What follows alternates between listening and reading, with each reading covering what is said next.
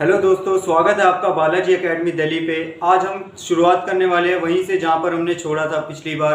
Chapter number 2 class 9 is matter around us pure. तो आज हम वहीं से चालू करने वाले हैं जहां पे हमने छोड़ा था। Concentration of solution. Concentration of solution होता क्या है?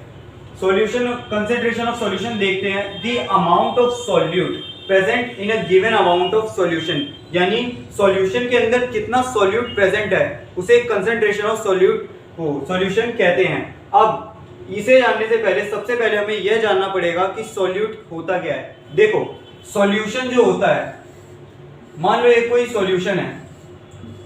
सॉल्यूशन जैसे चीनी पानी का घोल ही ले लो। अब देखो, उसमें जो चीज घुल जाती है, उस सॉल्यूशन के अंदर जो चीज घुल जाती है या कम मात्रा में होती है उसे सॉल्यूट कहते हैं।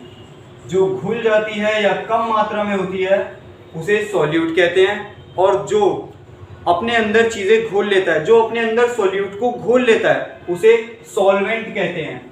जो अपने अंदर घोल लेता है वो सॉल्वेंट कहलाता है, यानी मात्रा में मौजूद है या फिर जो चीज घुल जाती है।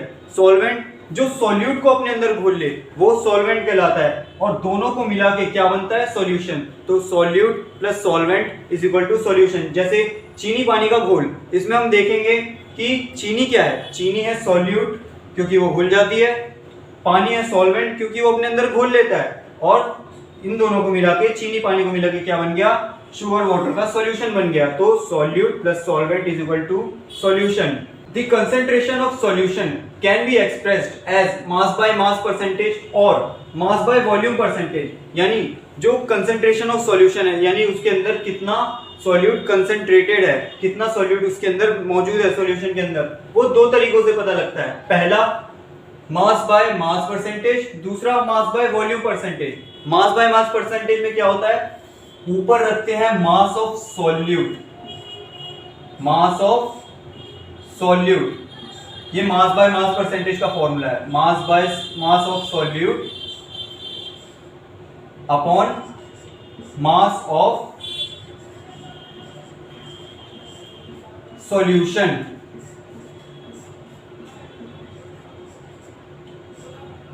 इनटू में 100, यानी mass of solute upon mass of solution is into में 100 is equal to mass by mass percentage of solution. और mass by volume percentage of solution का फॉर्मूला इससे थोड़ा सा अलग होता है, बस थोड़ा सा अलग। मास बाय वॉल्यूम परसेंटेज का फॉर्मूला बस नीचे से मास ऑफ सॉल्यूशन हटा के नीचे लिख दो volume of solution, volume of solution. तो mass by mass percentage of solution का देखा, mass of solute upon mass of solution into 100। और मास बाय वॉल्यूम का formula mass of solute upon volume of solution into में 100। Types of solution, पहले हमने पढ़े थे टाइप्स ऑफ मिक्सचर, अब हम पढ़ेंगे types of solution. Types of solution on the basis, types of solution on the basis of size of solute particles, यानी उसके अंदर जो सॉल्यूट पार्टिकल्स हैं, जो कम पार्टिकल्स हैं, वैसे पार्टिकल्स हैं, वो उनके साइज कितना है उस बेसिस पे टाइप ऑफ सॉल्यूशन अलग अलग होते हैं। जैसे पहला ट्रू सॉल्यूशन, दूसरा कोलॉइड, तीसरा सस्पेंशन। अब देखते हैं इनमें फर्क क्या क्या होते हैं। पहले ट्रू सॉल्यूशन देखते हैं। True solution homogeneous in nature. Homogeneous in nature यानी हर जगह सेम फेस होता है, उनका सिंगल फेस होता है। हर जगह मतलब रेशो सेम रहता है। जैसे हमने पहले पढ़ा था होमोजीनियस मिक्सचर के क्या क्या कैरेक्टरिस्टिक्स थे, वही। Size of solute particles is less than 1 nanometre और 10⁻⁹ मीटर। तो साइज ऑफ सॉल्यूट यानी जो सॉल्यूट पार्टिकल्स के साइज होते हैं वो 1 नैनोमीटर से भी छोटे होते हैं, बहुत ज्यादा छोटे पार्टिकल्स होते हैं। और ट्रू सॉल्यूशन के अंदर जो सॉल्यूट पार्टिकल्स होते हैं वो घुल चुके होते हैं सॉल्वेंट के अंदर, तभी इसे ट्रू सॉल्यूशन कहते हैं। अब अगला, particles can not be pass through filter paper, यानी फिल्टर पेपर के थ्रू पार्टिकल्स पास नहीं होते, उसको पार नहीं कर पाते। और पार्टिकल्स स्टेबल होते हैं, स्टेबल यानी स्थिर रहते हैं पार्टिकल्स। तो अगला है हमारा कोलॉइड। कोलॉइड एक हेटेरोजेनस टाइप का वो मिक्सचर है, सॉल्यूशन। अब कोलॉइड में क्या, कोलॉइड के एग्जांपल मैं बताता हूँ। जैसे तुमने पानी में देखा वो बचपन में उजाला लाते थे, बचपन में क्या अभी भी लाते उजाला, तो पानी में उजाला मिला दे तो उजाला कैसे फैल जाता है, वो जो नील होती है वो फैल कैसे जाती है। तो जब वो पूरी फैल जाती है, अब उसके पार्टिकल्स कभी दिखते हैं हमें, पार्टिकल्स दिखते नहीं है उसके, लेकिन फिर भी वो पूरी फैली हुई तो होती है। तो जो कोलॉइड होता है, कोलॉइड में ऐसे ही पार्टिकल्स फैल जाते हैं। जैसे तुमने मान लो गर्म पानी में पेंट मिला दिया, वो भी फैल जाता है। तो ये सब हेटेरोजेनस टाइप के मिक्सचर होते हैं, ये सब आते हैं कोलॉइड के अंदर। अब colloid size of solute particles is between 1 nanometre and 1000 nanometre, यानी उनके जो सॉल्यूट के पार्टिकल्स का साइज होता है वो 1 नैनोमीटर से 1000 नैनोमीटर के बीच में होता है। Particles can not pass through filter paper, यानी जो भी पार्टिकल्स होते हैं वो फिल्टर पेपर से पास नहीं हो पाते। Stable and settle only on centrifugation, यानी ये जो जिसके जो पार्टिकल्स होते हैं वो स्टेबल रहते हैं और सेटल हो जाते हैं यानी सेट हो जाते हैं सेंट्रीफ्यूगेशन पे। सेंट्रीफ्यूगेशन जैसा हमने पिछले पार्ट में पढ़ा था कि सेंट्रीफ्यूगेशन में क्या करते हैं, सॉल्यूशन को नीचे से जोर से घुमा दिया जाता है ताकि जो भारी पार्टिकल है वो नीचे बैठ जाए और हल्का पार्टिकल ऊपर उठ जाए। तो इसके जो पार्टिकल्स होते हैं वो स्टेबल सेटल होते हैं सिर्फ सेंट्रीफ्यूगेशन के द्वारा। अगला है हमारा सस्पेंशन। सस्पेंशन में क्या होता है, सस्पेंशन पानी में मिट्टी मिला दो, वो सस्पेंशन का बहुत अच्छा एग्जांपल है। अब सस्पेंशन एक हेटेरोजेनस मिक्सचर होता है। Size of solute particle is more than 1 nanometre, उसके सॉल्यूट पार्टिकल्स हमें आराम से दिख रहे होते हैं, इसलिए उनका साइज 1 नैनोमीटर से ज्यादा होता है। इसी वजह से उनके जो पार्टिकल्स होते हैं वो हमें आराम से दिख रहे होते हैं। पानी में जलजीरा मिला दो, पानी में मिट्टी मिला दो, वो उसी के एग्जाम्पल है। अगला, particles can not pass through filter paper, इसके जो पार्टिकल्स हैं वो फिल्टर पेपर से पास नहीं हो पाते। और unstable and settle down on its own, यानी पार्टिकल्स अनस्टेबल होते हैं लेकिन थोड़ी देर अगर हम उन्हें रख दे तो वो सेटल डाउन यानी नीचे बैठ जाते हैं आराम से। अब जो कोलॉइडल सॉल्यूशन होता है is a heterogeneous mixture, it consists of 2 phases. जो कोलॉइडल सॉल्यूशन होता है उसके 2 फेजेस होते हैं, दो कंपोनेंट्स होते हैं। क्या क्या, डिस्पर्स्ड फेज और डिस्पर्जन मीडियम। डिस्पर्स्ड फेज और डिस्पर्जन मीडियम। अब ये दोनों होते क्या क्या हैं, देखो कोई कोलॉइड है, कोलॉइडल सॉल्यूशन है, उसके अंदर मान लो ये पानी है और पानी में तुमने मिट्टी मिला दी है, जगह जगह मिट्टी के कण ऐसे घूम रहे होंगे, जगह जगह मिट्टी के कण ऐसे होंगे। तो जो डिस्पर्स्ड फेज होगा, डिस्पर्स्ड फेज यानी जो फैल गया, जो पूरी तरह फैल गया वो डिस्पर्स्ड फेज होगा। और डिस्पर्जन मीडियम जिसमें फैला वो डिस्पर्जन मीडियम, यानी जो फैल गया वो डिस्पर्स्ड फेज और जिसमें फैला वो डिस्पर्जन मीडियम, यानी इसमें डिस्पर्स्ड फेज क्या होगा, सॉइल, और डिस्पर्जन मीडियम वाटर। अगला, the particles of colloid are large enough to scatter a beam of light passing through it and make its path visible, thus they show Tyndall effect. यानी जो colloid के particles होते हैं वो large होते हैं। क्योंकि वो लार्ज होते हैं तो वो लाइट का रास्ता रोक देते हैं। जैसे वो लाइट का रास्ता रोकते हैं, स्कैटर करते हैं लाइट के रास्ते को, तो उसका पाथ विजिबल हो जाता है, यानी लाइट का रास्ता दिखने लगता है। लाइट का जैसे रास्ता दिखता है तो उसे टिंडल इफेक्ट कहते हैं। अब ये टिंडल इफेक्ट होता क्या है, देखो टिंडल इफेक्ट होता है जब कभी आपने देखा होगा बंद कमरे में अचानक धूप एंटर होती है, जब धूप की रोशनी अंदर आती है तो विजिबल बना देते हैं, उसी को टिंडल इफेक्ट कहा जाता है। अब तो आगे हम देखते हैं, the colloidal particles are moving at random in a zigzag motion in all directions. This type of zigzag motion of colloidal particles is called Brownian motion. हमने फर्स्ट चैप्टर पढ़ा था, फर्स्ट चैप्टर में ही बताया था ब्राउनियन मोशन क्या होता है। देखो जो पार्टिकल्स zigzag मोशन, उनकी जो zigzag मूवमेंट होती है उस मूवमेंट को ही ब्राउनियन मोशन कहा जाता है, जो पार्टिकल्स की मूवमेंट हो रही होती है। अगला, on the basis of amount of solute, यानी उसके अंदर कितना सॉल्यूट मौजूद है, इस बेसिस पे अनसैचुरेटेड, सबसे पहले अनसैचुरेटेड सॉल्यूशन कौन से होते हैं, a solution which has lesser amount of solute that it can dissolve at a given temperature is known as unsaturated solution. यानी एक गिवन टेम्परेचर पे, हमें कोई टेम्परेचर गिवन है, उसमें जब सॉल्यूशन के अंदर सॉल्यूट की मात्रा कम होती है, सॉल्वेंट से कम होती है सॉल्यूट की मात्रा, यानी सॉल्यूट की मात्रा इतनी होती है कि सॉल्वेंट उसको घोल ले और सॉल्वेंट में अभी और घोलने की क्षमता बच जाए। यानी मान लो यहाँ 100 ml या 100 मिलीलीटर पानी है, 100 मिलीलीटर पानी है और ये 10 ग्राम शुगर को अपने अंदर ले सकता है, लेकिन हमने इसमें सिर्फ 8 ग्राम शुगर डाला, अगर हमने देखो ध्यान से देखो 100 ml पानी है और वो 10 ग्राम शुगर अपने अंदर घोल सकता है, लेकिन हमने कितना डाला 8 ग्राम डाला, तो अभी 2 ग्राम और घोल सकता है। तो इस सॉल्यूशन को अनसैचुरेटेड सॉल्यूशन कहेंगे एट अ गिवन टेम्परेचर। अगला है हमारा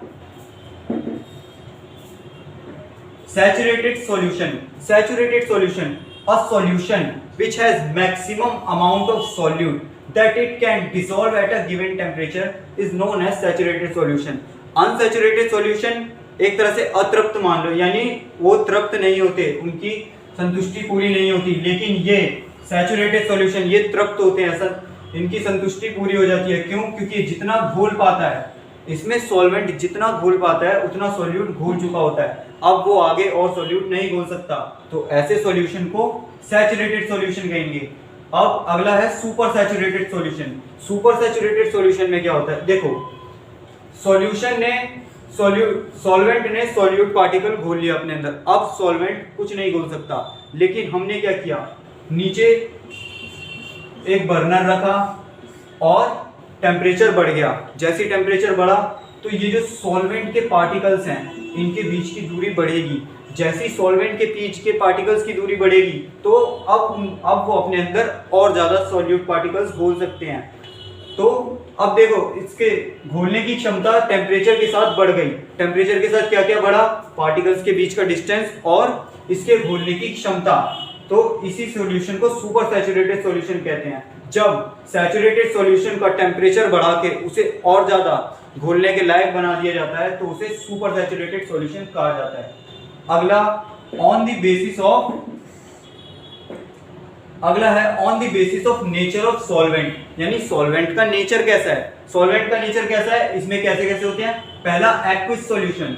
एक्विस सॉल्यूशन क्या होता है? The solution in which the solvent is water is known as aqueous solution, यानी ऐसा सॉल्यूशन जिसके अंदर सॉल्वेंट क्या हो, वाटर हो, यानी ऐसा सॉल्यूशन जिसके अंदर सॉल्वेंट वाटर होता है उसे एक्विस सॉल्यूशन कहते हैं। और ऐसा सॉल्यूशन जिसके अंदर वाटर नहीं होता, वाटर के अलावा कुछ और होता है, जैसे अल्कोहल, एसेटोन, अल्कोहल, अगर वाटर के अलावा कोई और हो तो वो नॉन एक्विस सॉल्यूशन होता है। फिजिकल एंड केमिकल चेंजेस, यानी फिजिकल चेंजेस और केमिकल चेंजेस क्या क्या होते हैं।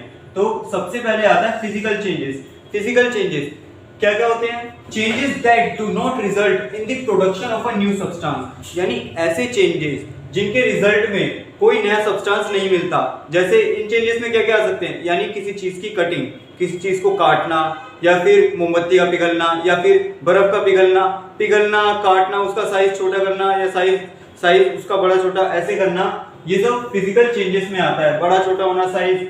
If you melt a block of ice, इसके एग्जांपल देख लेते हैं। If you melt a block of ice, यानी ब्लॉक ऑफ आइस, एक आइस का ब्लॉक अगर मेल्ट हो तो भी हमें एंड प्रोडक्ट वही मिलेगा, वाटर ही मिलेगा, उसको हम फिर से आइस में कन्वर्ट कर सकते हैं। तो ये फिजिकल चेंजेस के अंदर आता है। इफ यू ब्रेक अ बोतल you still have a glass, अगर हम किसी बोतल को ब्रेक कर दें, किसी ग्लास को, मान लो शीशे का ग्लास हमारे हाथ में, वो छूट गया, नीचे गिरा, टूट गया, फिर भी वो शीशे का ही है, तो हमें कोई नया सब्सटेंस नहीं मिला। ऐसे चेंजेस को फिजिकल चेंजेस कहते हैं। अगला है हमारा chemical changes, changes that result in the production of another substances, यानी ऐसे चेंजेस जिनके होने पर एक नया सब्सटेंस बन के मिलता है हमें, उन्हें केमिकल चेंजेस कहते हैं। एग्जाम्पल के तौर पे केमिकल चेंजेस में क्या क्या आते हैं? As in the case of autumn leaves, a change in colour is a clue to indicate a chemical change, a half eaten apple. अब देखो कभी कभी हम एप्पल खा के छोड़ देते हैं, वो एप्पल धीरे धीरे देखते हो वो वाली सरफेस जितना हमने खाया है वो धीरे धीरे ब्राउन होने लगता है, या फिर लीव्स जो पत्तियां होती हैं वो हरे से पीली हो जाती हैं। तो ये सारे केमिकल चेंजेस के अंदर आते हैं, ये जितने भी होते हैं। तो ये हैं केमिकल चेंजेस के एग्जांपल। तो दोनों में फर्क क्या है? फिजिकल चेंजेस में नया सब्सटेंस फॉर्म होता है और केमिकल चेंजेस में नया सब्सटेंस फॉर्म नहीं होता है। टॉपिक है एलॉयज। एलॉयज क्या होते हैं? Alloys a material that has metallic properties and is composed of two or more chemical elements of which at least one is metal, यानी ऐसा सब्सटेंस, ऐसा मटेरियल जो कि दो या दो से ज्यादा केमिकल एलिमेंट से मिलकर बना हो, यानी दो या दो से ज्यादा एलिमेंट से मिलकर बना हो, वो एलॉयज के अंदर आता है। अब लेकिन बशर्ते उसमें एक मेटल होना चाहिए। अब मेटल मेटल के साथ हो या मेटल किसी नॉन मेटल के साथ हो, या तो मेटल मेटल के साथ हो या मेटल नॉन मेटल के साथ हो, वो दोनों केसेस में एलॉय ही कहा जाएगा। दोनों केसेस में वो एलॉय ही होगा, मेटल मेटल के साथ हो या मेटल नॉन मेटल के साथ हो। बस दो या दो से ज्यादा एलिमेंट्स जब साथ मिलाकर एक नया मटेरियल बनाया जाता है उसे एलॉय कहते हैं। Alloy these can not be separated into their components by physical methods, यानी फिजिकल मेथड से हम इसके कंपोनेंट्स को अलग नहीं कर सकते, हम इसके कंपोनेंट्स को फिजिकल मेथड से अलग नहीं कर सकते। However, these are considered as mixture because इनको मिक्सचर कहा जाता है। क्यों? क्योंकि these show the properties of its constituents and can have variable composition, यानी ये अपने कॉन्स्टिट्यूएंट्स की प्रॉपर्टीज दिखाता है, अपने इसके अंदर जितने भी कॉन्स्टिट्यूएंट्स है उसकी प्रॉपर्टीज ये दिखाता है। एलॉयज के एग्जांपल में हम जैसे देख सकते हैं ब्रास। ब्रास क्या होता है? कॉपर और जिंक का मिक्सचर होता है। ब्रास कॉपर और जिंक मिलाकर ब्रास बनता है। ब्रॉन्ज कॉपर और टिन मिला के ब्रॉन्ज बनता है। और सोल्डर बनता है आयरन टिन और लेड मिला के सोल्डर बनता है। और एक चीज आपने बहुत ज्यादा सुनी होगी, स्टेनलेस स्टील। स्टेनलेस स्टील कई जगह यूज होती है, जैसे घड़ी के पीछे वाले कवर में, और भी बहुत जगह स्टेनलेस स्टील का इस्तेमाल किया जाता है, जैसे चम्मचों में, बर्तनों में। तो ये स्टेनलेस स्टील जो है इसके अंदर भी अलग अलग एलिमेंट्स होते हैं, जैसे आयरन, क्रोमियम एंड निकल, ये सब मिला के स्टेनलेस स्टील बनते हैं। बेनिफिट ऑफ एलॉयज, क्या क्या बेनिफिट होते हैं?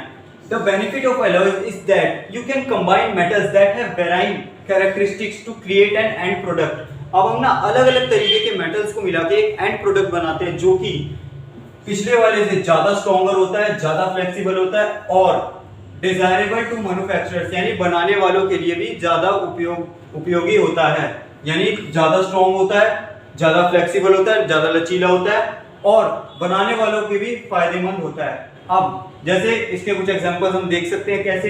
Aluminium alloys are extensively used in the production of automotive engine parts, यानी जो एल्यूमिनियम के एलॉयज होते हैं वो ऑटोमोटिव इंजन पार्ट्स बनाने में इस्तेमाल किए जाते हैं। Copper alloys have excellent electrical and thermal performance, good corrosion resistance, high ductility and relatively low cost। यानी जो कॉपर के एलॉयज होते हैं उनमें क्या होता है? Excellent electrical and thermal performance, यानी एक्सीलेंट इलेक्ट्रिकल मतलब अपने अंदर से इलेक्ट्रिसिटी और हीट को और ज्यादा तेजी से पास होने देते हैं। और गुड कोरोजन रेसिस्टेंस का मतलब ये जल्दी खराब नहीं होते। अगला हाई डक्टिलिटी मतलब ये ज्यादा डक्टाइल होते हैं। ज्यादा डक्टाइल मतलब आराम से तारों के रूप में आ जाते हैं। और रिलेटिवली लो कॉस्ट, यानी इनको बनाने में कॉस्ट भी कम लगती है। अगला है हमारा स्टेनलेस स्टील। हमने पहले भी एग्जांपल बताया, फिर से देखते हैं। Alloys are used for many commercial applications such as watch, straps, cutlery, यानी वॉच के पीछे यूज होते हैं, बर्तनों में यूज होते हैं और बहुत जगह यूज होते हैं। Titanium alloys have high strength, toughness and stiffness and are used in aerospace structures, यानी टाइटेनियम के जो एलॉयज होते हैं वो भी कई जगह यूज होते हैं। क्यों? क्योंकि वो उनमें स्ट्रेंथ होती है, वो टफ और उनमें टफनेस होती है और स्टिफनेस होती है। तो आज का हमारा ये चैप्टर यही खत्म होता है। आई होप आपको ये वीडियो अच्छी लगी होगी। अच्छी लगी तो लाइक करें, सब्सक्राइब करें और शेयर जरूर करें।